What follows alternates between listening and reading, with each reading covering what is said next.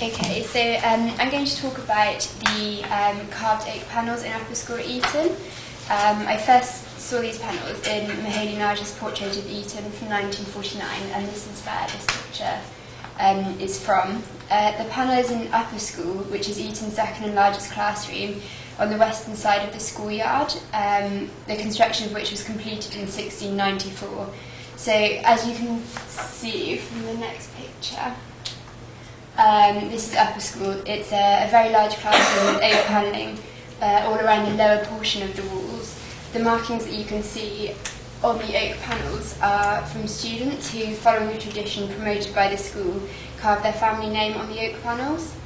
I suppose this piece particularly struck me because whilst it is essentially graffiti, it's a very odd example for several reasons. This image. Firstly, unlike most graffiti in schools, it is not prohibited by the establishment. It is given its own place and legitimised by the institution. Generally speaking, graffiti is a taboo in schools. UK law classes graffiti as criminal damage, and this is reiterated and upheld in schools too.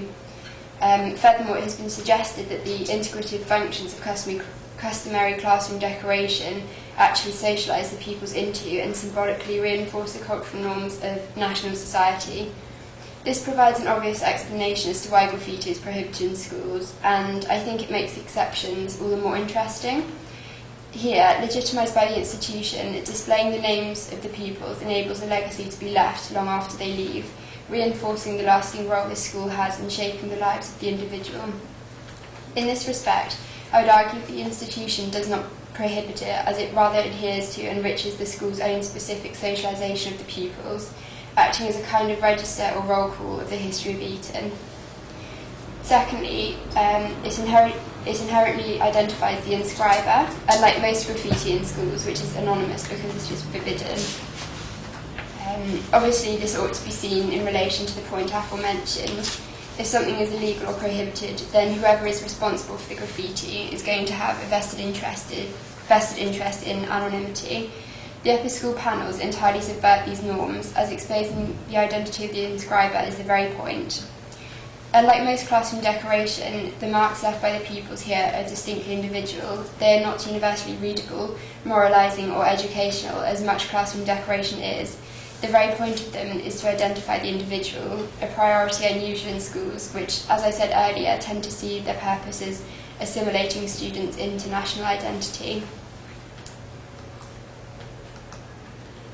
My third point is to do with the medium, which I think is relatively absolute and lasting. Graffiti is not usually done for posterity, thus the purpose of this graffiti would seem quite different.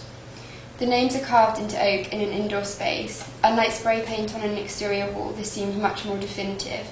While spray paint might too be physically difficult to remove, it is in essence a more transient medium that is an expression of a moment. Like the act of carving itself, the markings it leaves are deliberate and considered. In some ways this makes it even more unusual that the school might allow them, but in this case it seems to reiterate just why they do. Each name marks an addition to the definitive history of the school. I think in this respect the formal arrangement of them is also significant. It is very ordered with a definite linear structure. The names are carved on straight horizontal planes and adhere to this quite rigidly. In this sense, the markings do not seem to be a transient moment of self-expression in the same way as rapidly marking a wall with a pencil or a spray can might be. They certainly do not fly in the face of the order of the institution. I also think that it is significant that the names are inscribed in such a prominent and communal space. They are not hidden away in the more private areas of the school, but are on display. The panels almost seem reminiscent of the way names are marked on memorials. Here they are a manifestation of the legacy of the school, the living and the dead. Not only is this a communal area, but it is also quite an imposing room. It's vast with high ceilings and great depth, and in fact it looks more like a hall than a classroom. It is used as a debating hall now, and the busts of 25 of the most notable old Etonians from the school's first 450 years bear down upon the oak panelling and the inhabitants of the room, which you can see just at the top there. There are 4 royals and seven former prime ministers, among others. That they are displayed alongside the names of the individuals, I imagine would be quite inspirational to the pupils.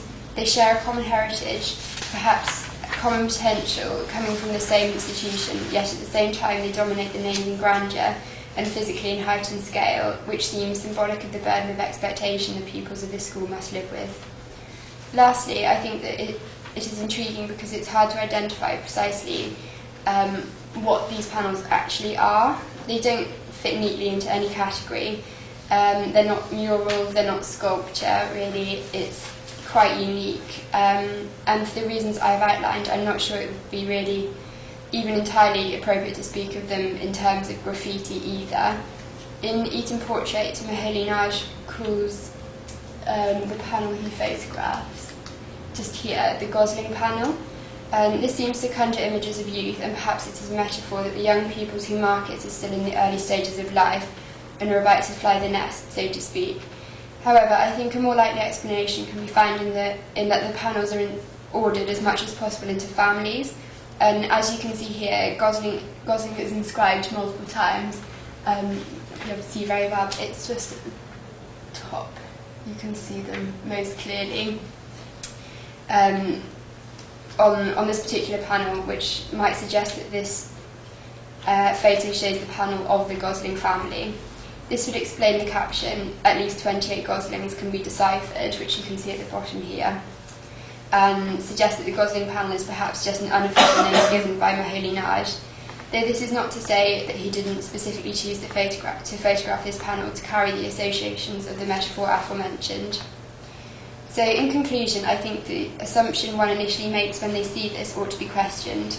The fact that it cannot really be classed as a common type of school decoration, it leaves us to categorise it by other means, which, as I have discussed, is problematic. Perhaps we ought to ask if it is even graffiti at all. I don't think really that it is. This is perhaps most evident on a very basic level that relates directly to its acceptance by the school. I would suggest that one could still deface this with graffiti, which seems to suggest that defining it as such is an argument that essentially collapses on itself. It is so identity-focused and uniform, the location so poignant and cohesive to the official legacy of the school, that not only is it not anti-establishment, but rather it seems an active promotion of the values of the institution.